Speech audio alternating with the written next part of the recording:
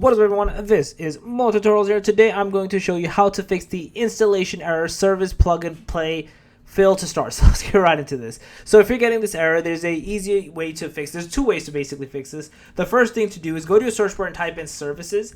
In here, you want to basically just type the word P until you see the plug and play section pop up over here. Right click into this. Go to properties. In here, first change the startup type from manual to automatic or anything to automatic. And then the next, if it's not running, basically press the start button to make this run. And if it is running, stop it and then start it again. Essentially, it's like a restart basically that you want to do. You'll literally see it even says over here, like you can restart the service.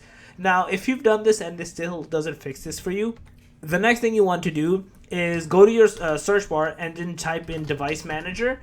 And in here, so right now it doesn't show up for my sections, but for you there might be something right under what's it called, network adapters. So like right over here, it's going to say something like other devices, right? So in here, this is where it's essentially the thing is going to be. So you basically just open it up and you'll see something called like PCI, simple communication controller, something along the lines of that. You might see something again along the lines of that. You just right click into it and you do either one of two things. You can try to update the driver. If that doesn't fix it for you, you can uninstall it or then plug it back in and it'll or restart your computer. It'll reinstall it. Once you do these steps, you should be good to go and not have this error persist any longer. So yeah, that's basically it.